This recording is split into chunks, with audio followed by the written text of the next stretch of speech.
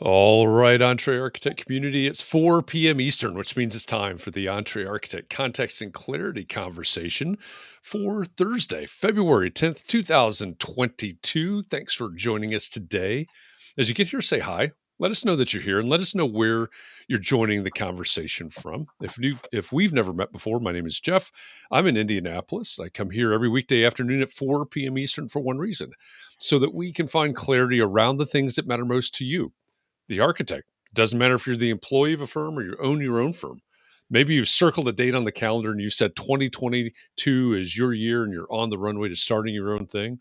Or maybe you have owned your own firm for a year or 10 years or 28 years, and you're starting to rethink or even reimagine what that firm could or maybe even should be. All of the topics that we cover, one topic every day, they all fall under the broad umbrella of the business of architecture, and they're all the need to know topics for the success of small firm architects just like you. So thanks for joining us today. As usual, for these Context and Clarity live conversations, I'm joined by my co-host, Katharine MacPhail, from just outside of Boston, Massachusetts. Hi, Katharine. Hey, Jeff. How are things just outside of Boston, Massachusetts today? Well, pretty typical for a February afternoon. But you know what I was thinking? I was thinking that we didn't acknowledge our anniversary, and I don't feel a little awkward about that. But it's gone, it's passed. But just wanted to say that we've been doing this over a year now. That's it. It's hard to believe, right? It is one of those things that boggles my mind all the time. Yep.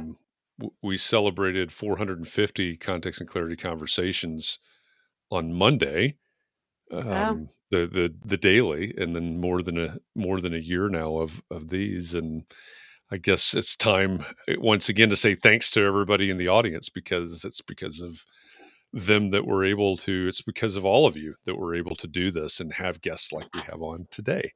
So thank you for the reminder. It's just been fun. How long?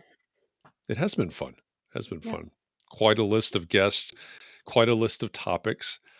I think I said this earlier. I've said this a couple of times this week. I know that the topics that we've covered this week have sometimes been challenging. These are kind of introspective, really kind of working on ourselves kind of topics. We'll introduce our guest here in a minute, but I think they're important conversations. So thanks to everybody out there for being here, coming along on the ride, and making this possible for all of us. I see Sarah Lee has joined us from Salt Lake City, Utah. She's the first on my screen, which means that she is the winner of today's John Kenny Memorial Crocheted Bathtub Award. So thanks for joining us today, Sarah Lee. Christian's out there on Facebook, and John Jones is saying hello, but not from California. Okay, well, he hasn't gone from Connecticut to California, or maybe he's gone there and to come back. I don't know. But great to have you with us, John. I see Scott Thrift over there on LinkedIn and Chris Novelli on YouTube. Let's see, Diego's on YouTube from Nicaragua.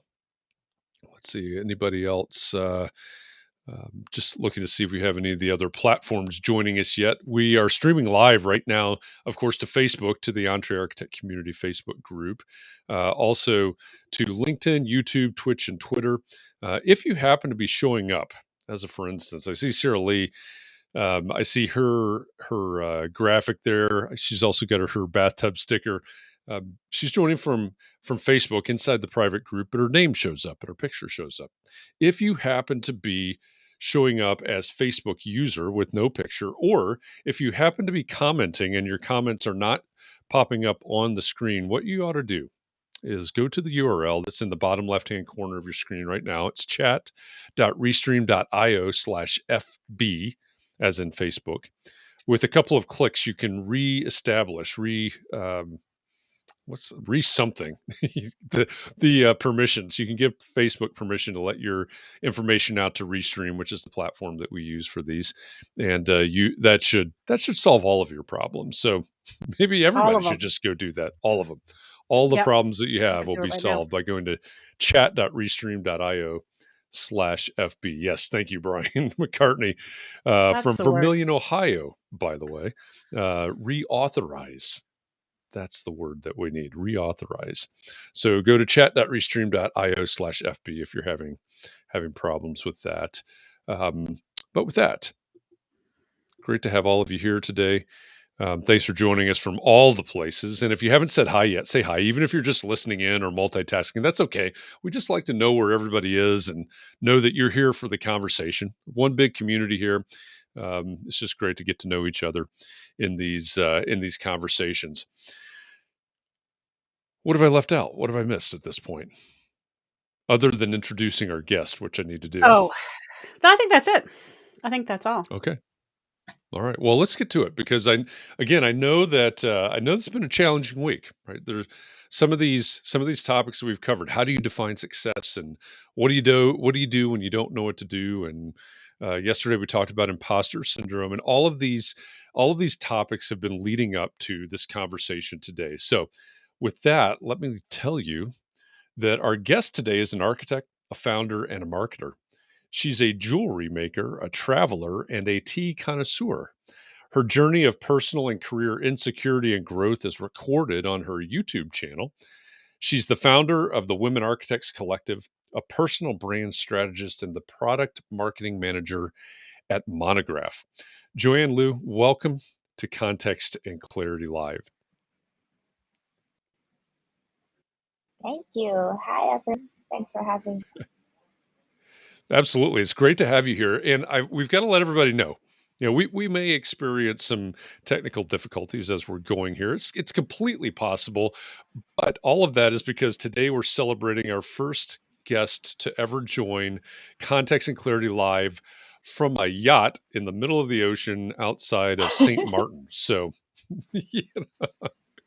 so we will happily deal with whatever technical issues we have just for that award, that alone. So Joanne, thanks for joining us today. It's great to have you here. Thank you. Do I get a sticker of that next to me? Yeah. So Sarah Lee, can you get us? Sarah Lee is like our queen of Facebook stickers somehow. I don't even know how those work. So Sarah Lee, can you find a yacht sticker for Joanne? That would be awesome. That would be awesome. Yeah, and a gold star too, I think somehow. Well, maybe we've just got to start with, how did you end up on a yacht in the middle of the ocean outside of St. Martin? Well, originally I was going to St. Kitts, which is another Caribbean island, because my boyfriend traveled a lot for work.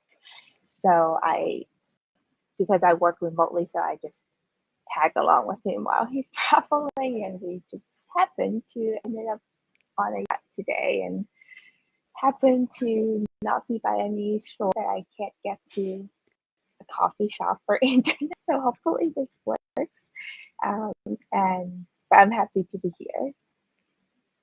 It's great, and it's working just fine right now. And congratulations to you for just ending up on a yacht. It's great. Nicole wants to know if she gets a crocheted yacht instead of a crocheted bathtub. Yeah, sure. We need to create a new award. The furthest virtually traveled gets a crocheted yacht award now. So that'll be a new thing here on Context and Clarity. You said that you work remotely. So I want to, maybe the spot to begin is that you've said that you left your dream job. You've got a couple of YouTube videos actually about that. You left your dream job and now you're doing something else. So can you tell us about that?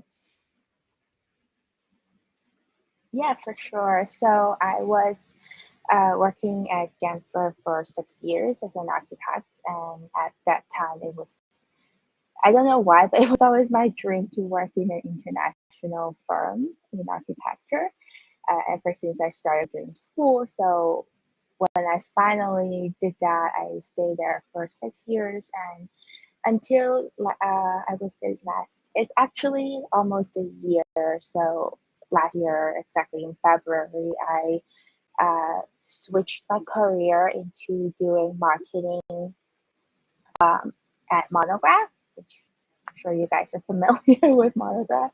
And I do mostly their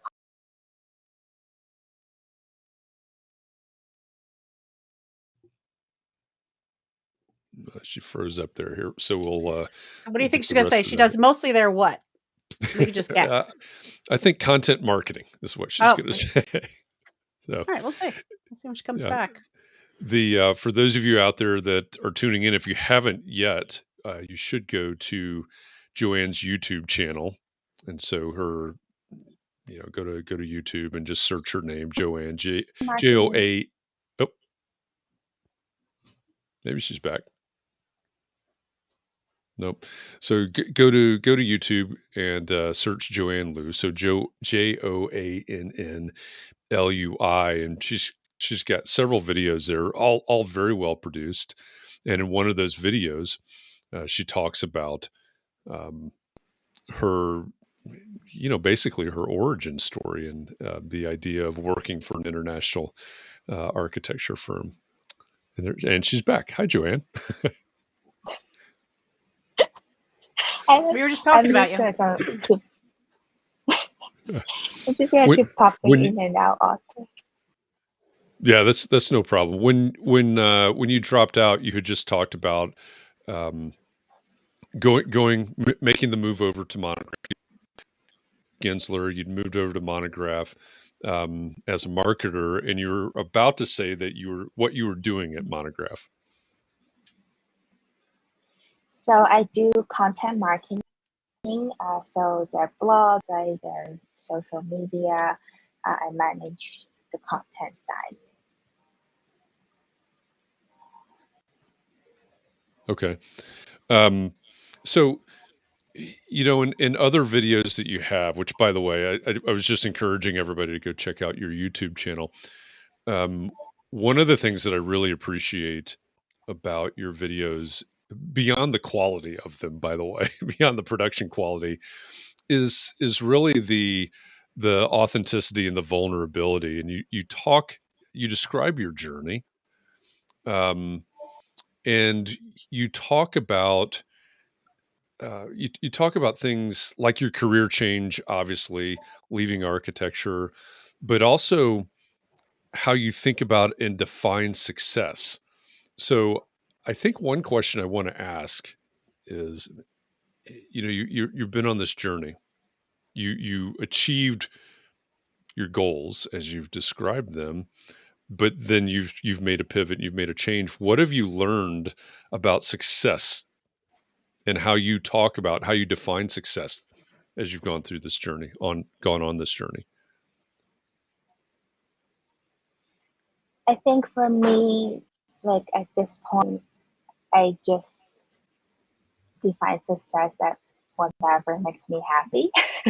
And usually what makes me happy now is just being able to help other people to achieve something. It doesn't matter if it's just helping them to be better architects or just seeing them have the courage to post on Instagram or on LinkedIn.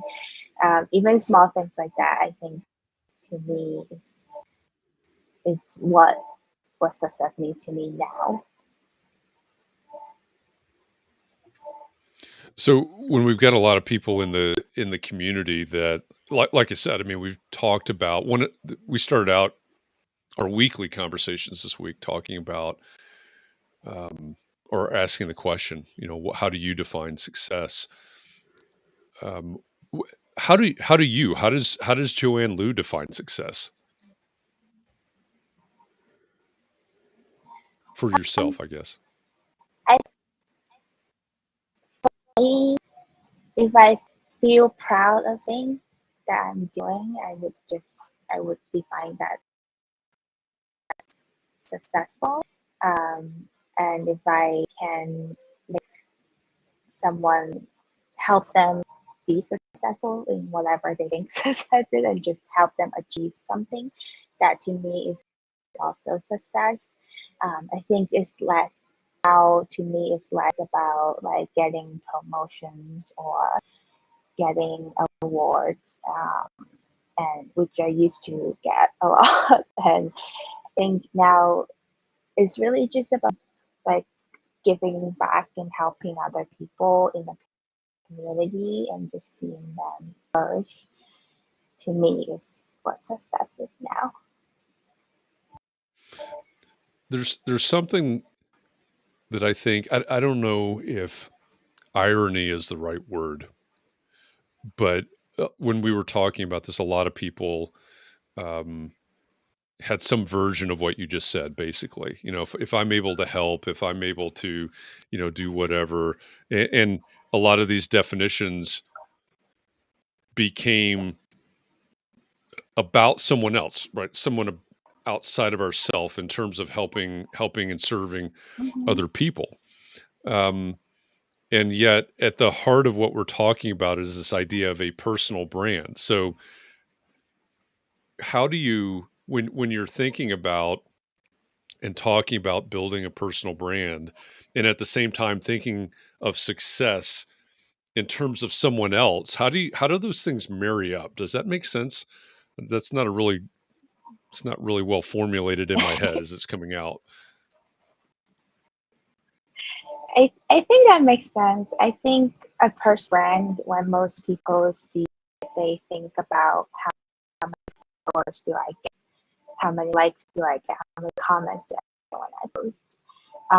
But that's not really the measurement of success, to me, at least for your online presence. To me, it's like if I get someone that send me a DM and tell me this Instagram post you made is really helpful, or that this YouTube channel you may have helped me in some way, that to me is like good enough. I don't need to have a million subscribers to my YouTube channel for me personally to feel like I'm a success.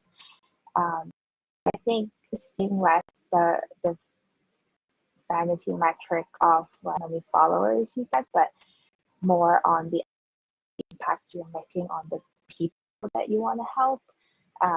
Is like that switch that you need to be aware of when you're building a personal brand. So you talk about this a lot in terms of your online presence, which makes total sense, right? For a lot of reasons. One because pandemic and a lot of us have spent the majority of our lives the last 2 years or more online. Two, because like you said, you're doing content marketing and social media and things like that. But is there some aspect of what you're talking about in terms of a personal brand that has nothing to do with online? That's just, what about in real skin, as the kids used to say? Um, does the personal brand conversation come into play in real life? In a personal person to person scenario as well? Yeah, I think so, because you don't want to have like a totally different online presence that doesn't match up with who you are in person. So if I ask someone in person, like at a conference or whatever, I want to make sure what I'm saying online matches up with how I am in person. And so it's crafting that online presence, but at the same time, it's really just representing who you are in real life. And that's the same way. That's the same way that you would talk to your coworkers, your people. And I'm also like to tell people when I talk about personal branding is you feel a personal brand at work. It's not just on social media. It's when you're in the office. If you're trying to um, like get a promotion, or you're trying to just like be known for something, you can build a personal brand at work, in the office, in real life, like in person, instead of just focusing on social media. So Christian was wondering today, how authentic is authentic? Like, what should you not, well, that's kind of a question that speaks for itself. That's a great question. I think whatever you feel comfortable sharing. I know, like I have worked with people who don't feel comfortable sharing their own like family life or their own personal life, and that's totally fine. Like you don't have to like being authentic doesn't mean you have to like share everything about your life, like your baby or your dog pictures. But it's really just about that boundary where you want to set the line and what you want to be sharing. And being authentic really just means that you are saying the same thing you would say in person. You are saying things that are true to yourself that you feel proud of. And that's, I think, is just what authentic means. It doesn't mean that you have to like share everything that's going on in your life if you don't want to. I think that's really interesting, and I love Christian's question. We talked about this morning on Clubhouse. So, those of you that are out there that aren't aware, every morning on the Clubhouse app at 9 a.m. Eastern, we have what we call our context and clarity coffee talks. Same topics that we cover in the afternoon, but it's on Clubhouse. It's on a different app, which is voice only, and maybe more casual and maybe shorter. But when Christian brought that question up this morning, he tied it back to Context and Clarity Live last week, where we talked to Jesse Cole, who's the owner of the Savannah Bananas. He's the guy that wears a yellow tux all the time. And there you go, Katharine's got the Savannah Bananas pint glass there. Jesse talked about the fact that the yellow tux is him, right? It's not me, right? I'm sitting here in my black Zoom shirt basically, and he was there in his yellow tuxedo. But what he said was, the yellow tuxedo fit his personality, and in fact amplified his personality. He doesn't wear it all the time, right? He doesn't wear it probably at the dinner table with the family, but when he goes to the ballpark, when he makes these public appearances, that the tuxedo is there. That's part of his brand, and it amplifies his personality. Is that, in a way, right? When you're saying you don't, just because you're authentic, you're not sharing absolutely everything, not complete transparency, I guess. Does the idea of, in certain contexts, I guess, amplifying your personality, does that fit into what you're saying as well? I think so. I think that I think most of the time when people build their personal brand, they try to come, like, for example, if you're an introvert, people always think you're an extrovert too, like build your personal brand and talk and show up online. But it's really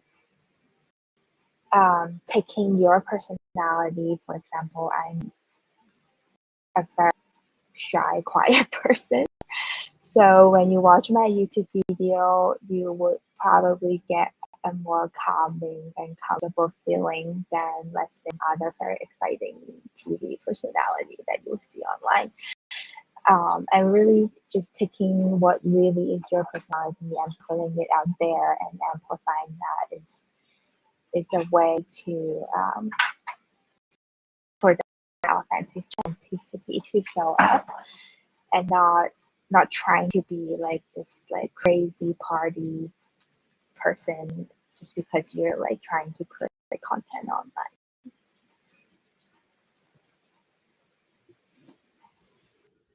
That makes sense to me.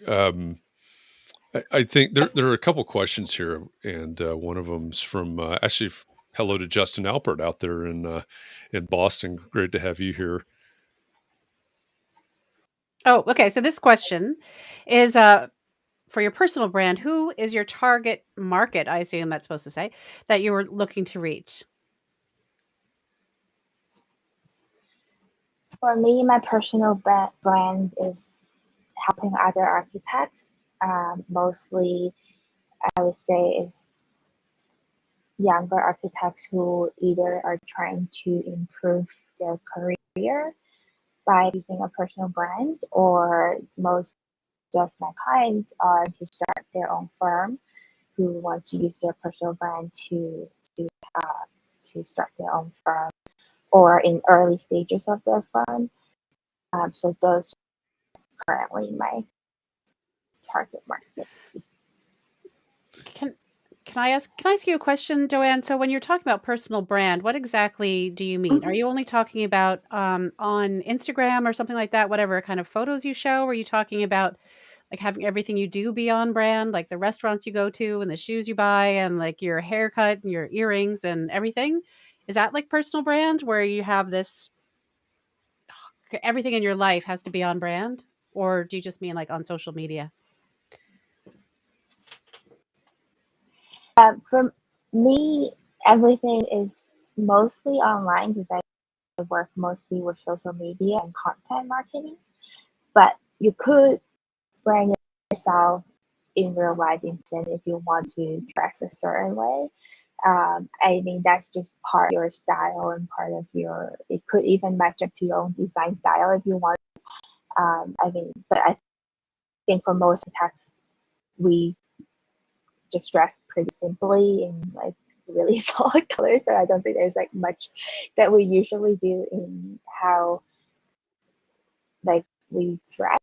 But I would say my kind of define what a personal brand is. A personal brand is basically trying to match up what other people perceive of you to what you perceive of yourself. So you're trying to match up other people's perception to your own and finding a way to basically have other people think of you the same way that you want them to think about you.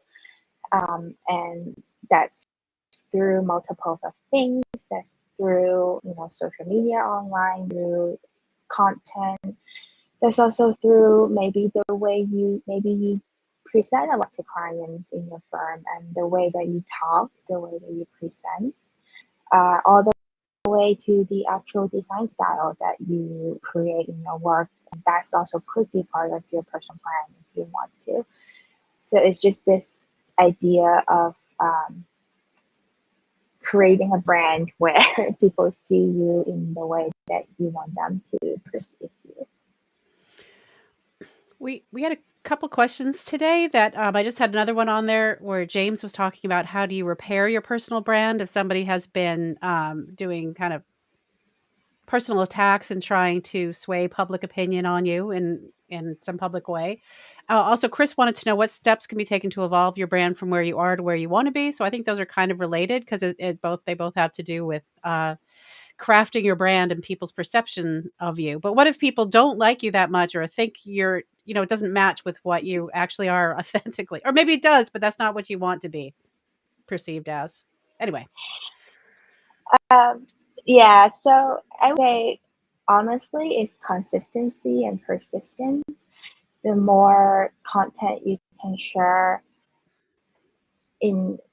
for me, it's more online. So I'm going to talk about online content creation. Is the more content you can share online, the more you share your actual opinions and thoughts, and that's what we call leadership. The more you do that, the more people will start hearing what you are actually saying and what you're thinking about. That would help switch their perception of you. Like let's say if right now you are in, I don't know, you're in architecture and you somehow want to change your brand to hospitality. If you start talking about it, just start sharing ideas, sharing your thoughts, opinions, people start seeing you as a thought leader in that area and slowly change your brand that way. So it's really just all about consistently sharing your thoughts and your opinions. Okay, so if people have been speaking negatively about you, then just showing up more with the message that you want to convey is the way to go on that, probably. Sounds like. That's not me. I'm asking for a You friend, don't actually. you don't really care about people that speak about you negatively because we can't please. I think we talked about this yesterday. We can't please everyone in the universe, especially online. There are a lot of trolls, a lot of negative comments, a lot of people that would somehow project their own insecurity on you because you're the one showing up online, putting yourself out there. So I honestly just don't really care about the negative things that people say and try to just consistently showing up and keep.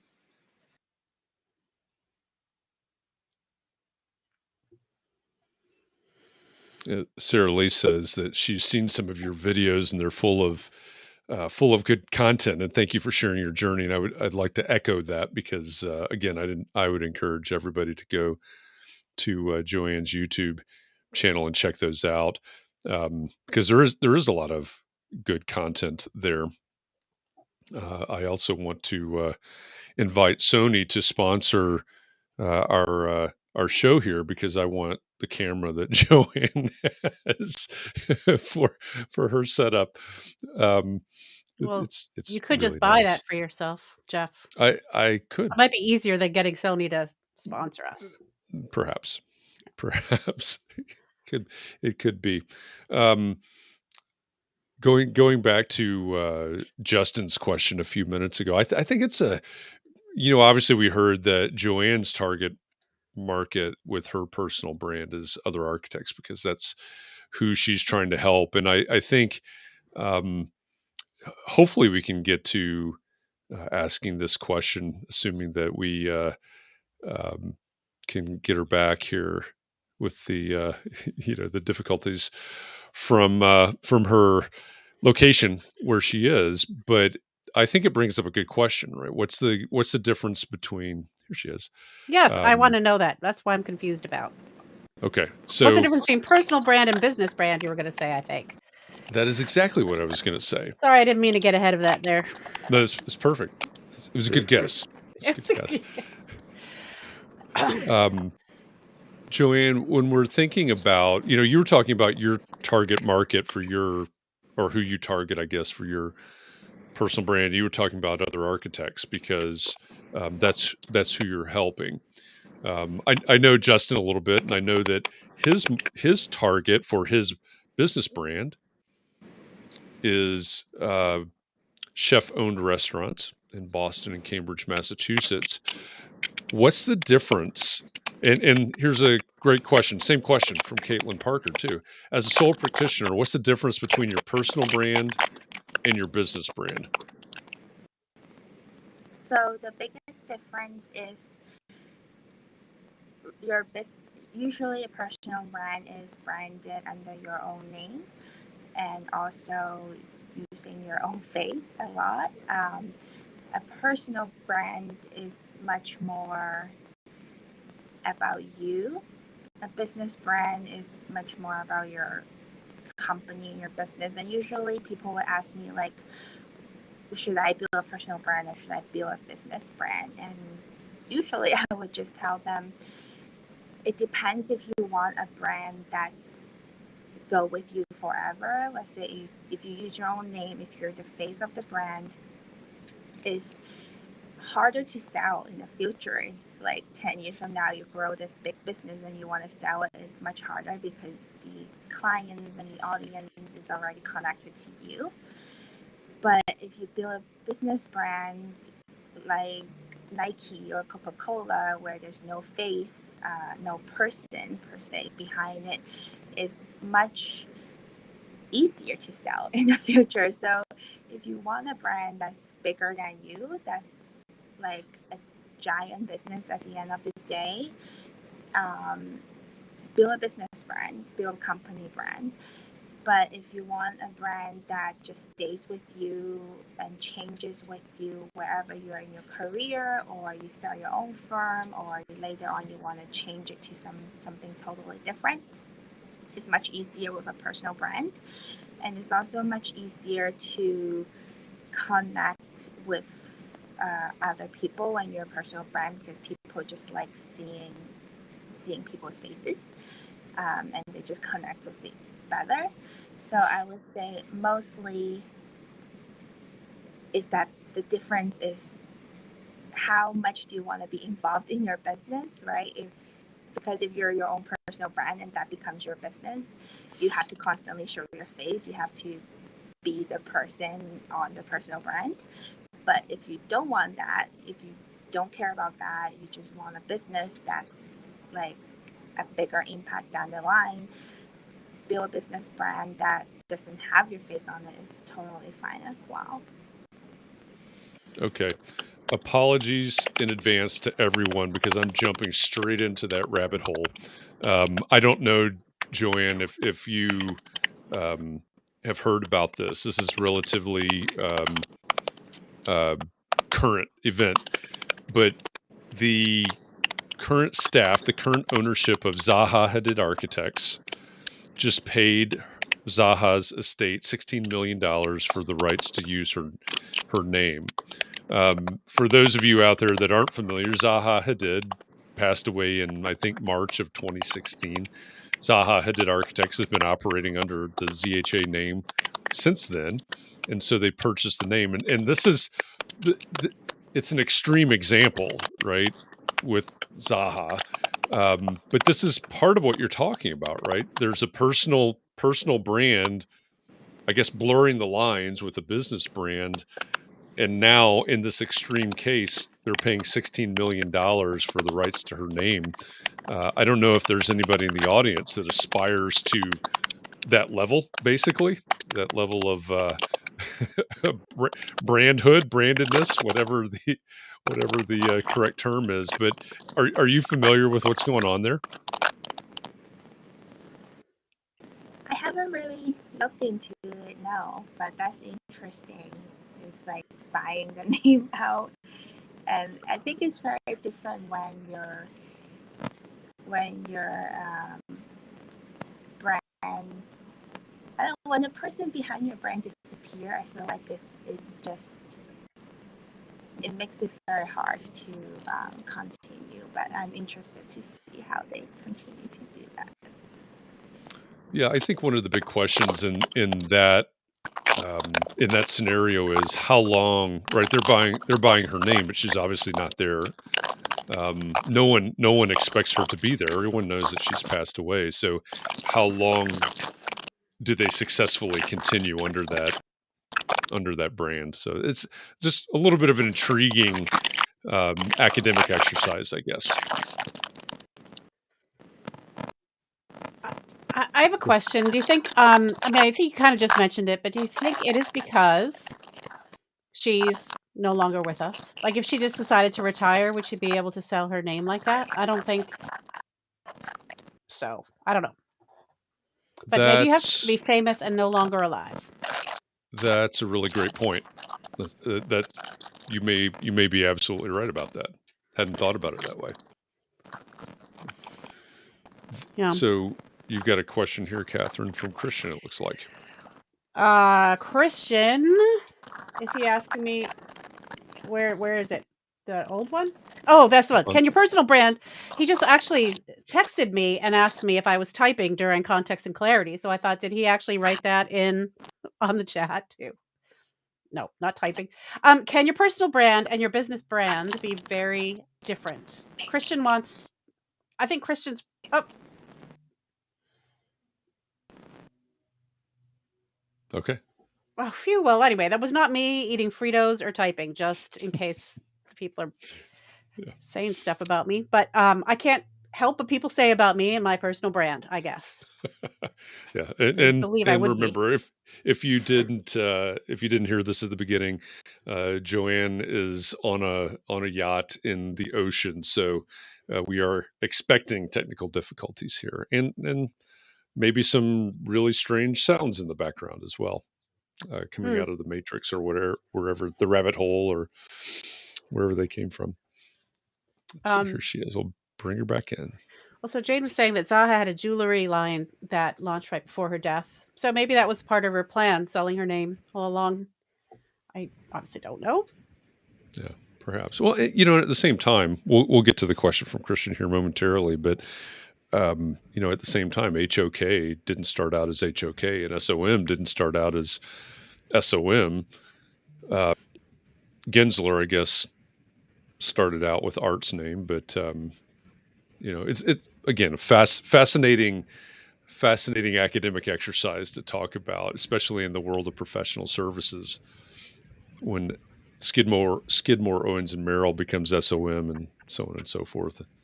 Zaha becomes ZHA. But anyway, Christian asked, can your personal brand and your business brand be very different?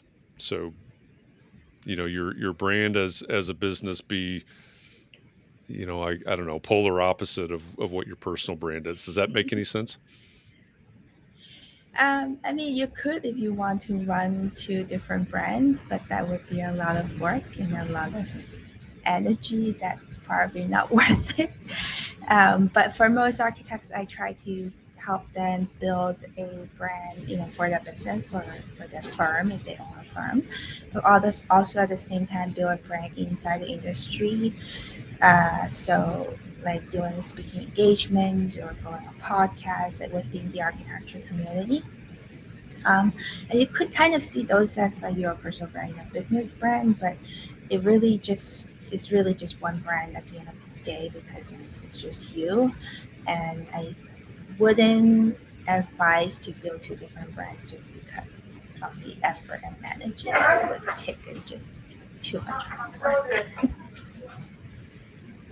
Well, one of the things that I also think is very interesting about your point of view, because I said this the other day, right? If I work on branding, it's one of the things that I do, and if I were talking about personal brand, I would have a little bit different approach to it than you do, but that's a matter of perspective, right? Your approach really has come from the employee side, and mine not. So I don't know if we have any in the audience, any students in the audience, or anybody that's an employee of a firm.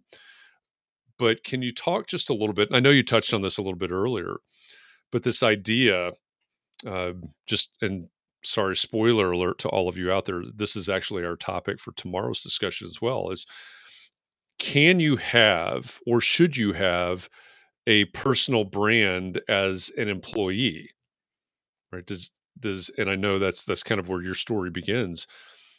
If I'm an employee of Gensler or ZHA or anything, should I have my own personal brand as an employee? Yes, absolutely. That's how I started with my own personal brand as an employee. And the reason I started building my personal brand was because back in 2013 or 2012, at a much smaller firm, I was forgotten for a raise. And I didn't want that to ever happen again. So I started building my personal brand. I started like just writing articles or sharing posts online. I started a small blog on architecture and just kind of trying different things to see what works. And then I joined Gensler, which also, while I was at Gensler, I also did a lot of speaking engagements and interviews and stuff like that to build my personal brand. And just to be transparent and honest, is that ever since I started building my personal brand, I never had to ask for a raise again. I never went to my boss and say, hey, I need a raise. But every year I would just automatically get a raise. And it was always like about 10-15% raise every year. And that was all because I was putting myself out there so much, and everyone knows me, and they see the value that you bring, not just to the firm but to the whole industry, because people outside of the firm also is listening to you, following you, and they start valuing your opinions per se. And then you don't have to consistently trying to ask for a raise if you're an employee, at least in my case. And that was the whole reason why I built a personal brand. So yes, if you're an employee, you totally should, if you have the time to build a personal brand. Would I be allowed to ask the question, Jeff? I don't know why I can't hear you. Can you hear me? Well, it's because there you go. I have muted myself. Thank you. This is the height of professionalism here. Um, one of the that's one of the things that um, one of my big takeaways, I guess, from one of your videos was this idea of creating the personal brand, maybe even as a way to advocate for yourself, and that's one of the things that I hope a lot of folks take away from this conversation as well.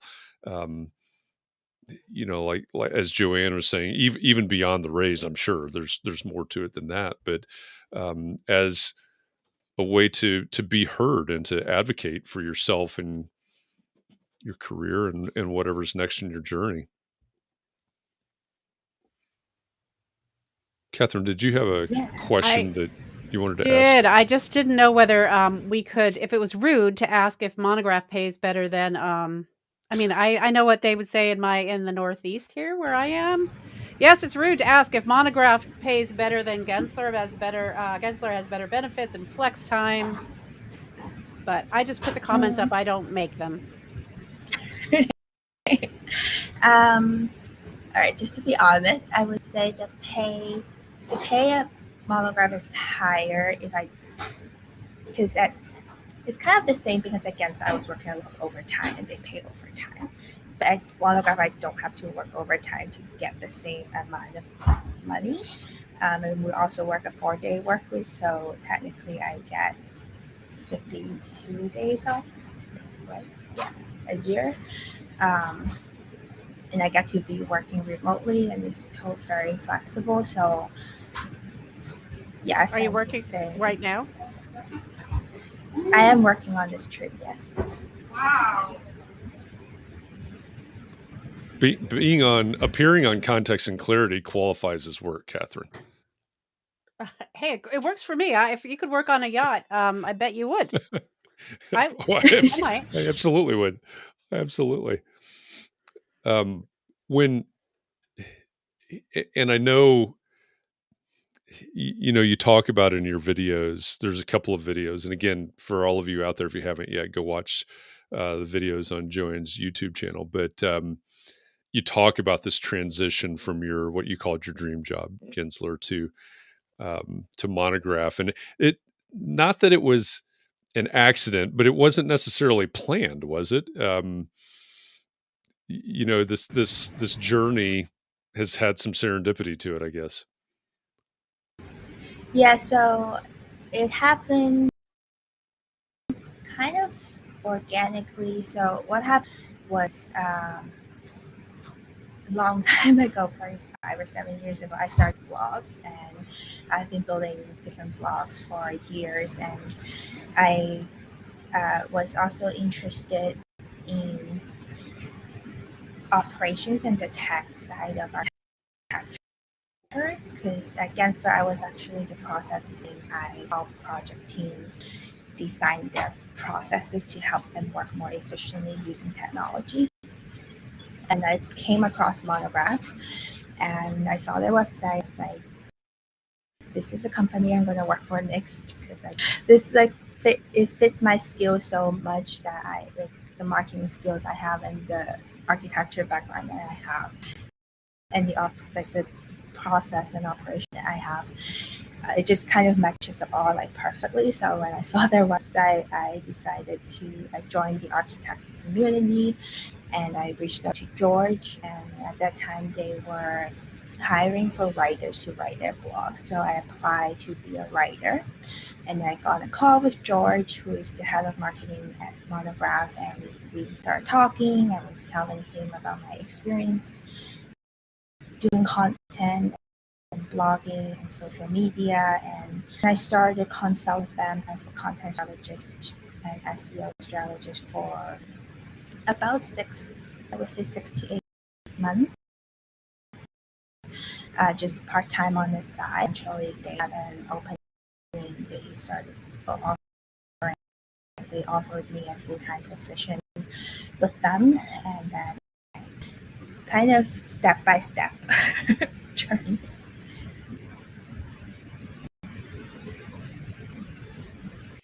It's a fascinating journey.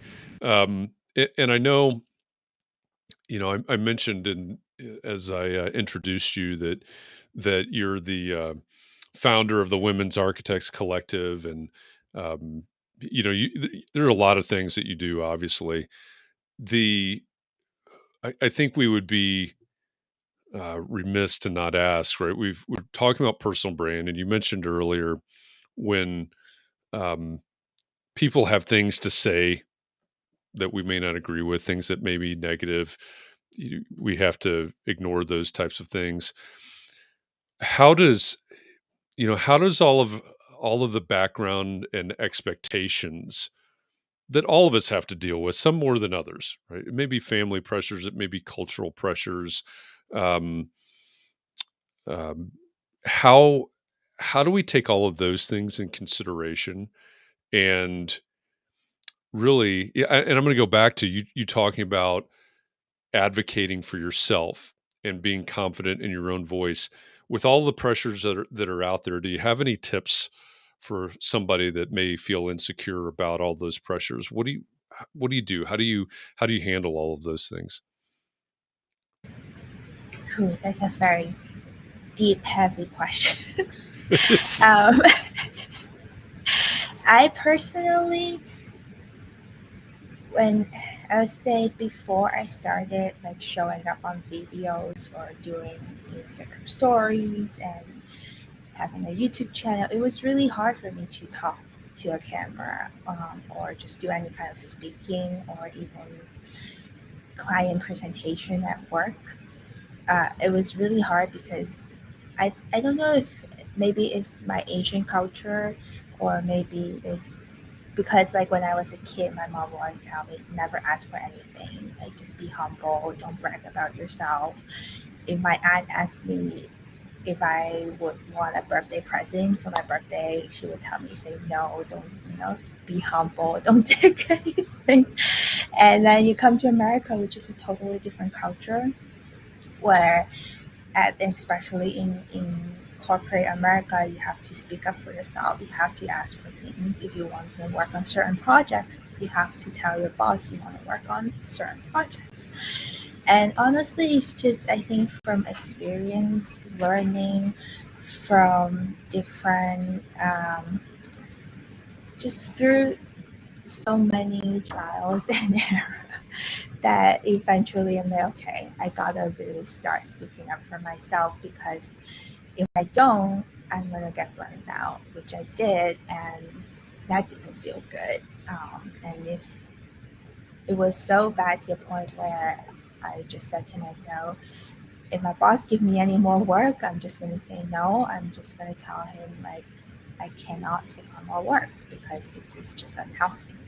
And I hope it doesn't. I hope everyone out there doesn't have to get to the point of burnout to realize that you need to speak up for yourself and advocate for yourself. And I think that is really through practicing and having the experience. And in a firm setting, I would say try to find an advocate or a mentor within your firm if you're an employee like me, like I was. And really just having that mentor really helped. I had a mentor at Gensler who was also Asian and a woman, and she was also like a little Asian woman who was a director there, and I spoke to her constantly, and I tried to talk to her and ask her questions, and she would tell me her story, how she used to struggle with presentation. So I think having that also really helped, is like that support system within your firm.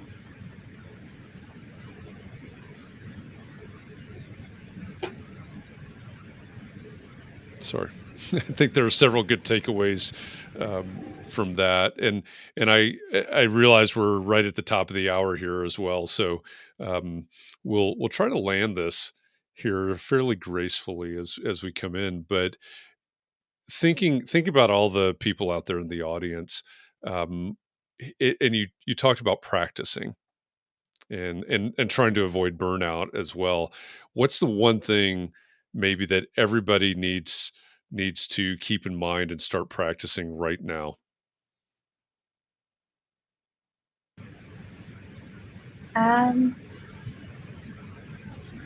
I would say whenever you're doing something, like either doing your work at work or sharing content online like I do, just ask yourself, is this true to you?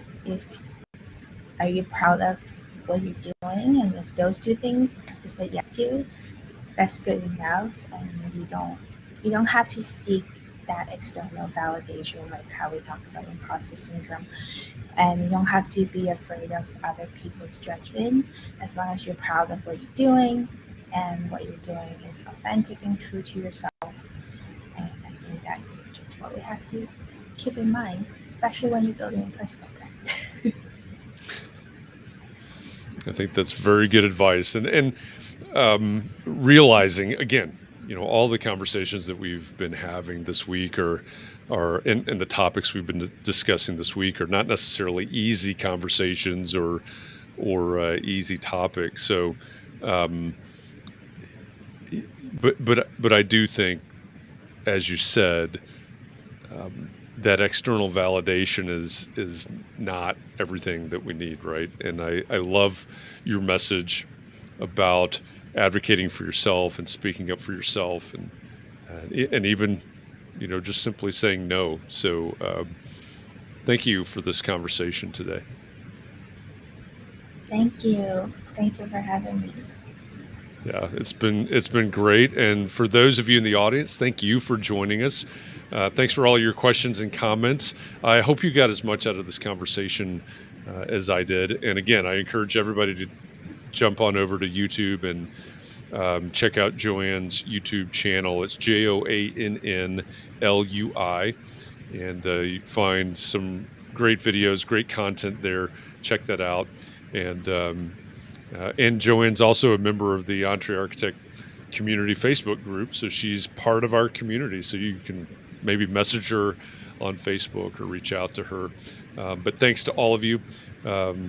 Katharine, thanks again for co-hosting this with me. And to everybody out there, please take care of yourselves. Be well and be safe. Find a little time this evening, this afternoon, today, wherever you are in the world, to breathe a little bit and relax. Find some way to get rejuvenated, because we're going to do this all over again tomorrow. So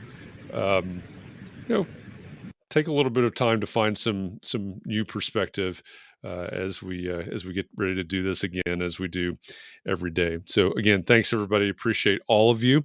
To give you a little bit of a preview before we go, next week on Context and Clarity Live, we'll be right back here. We will have Jane Walton. Jane is a consultant and an author. Her newest book is Work as Art. So we'll talk to Jane next week, next Thursday, which should be February 17th. So look forward to that, and another full week of Context and Clarity next week.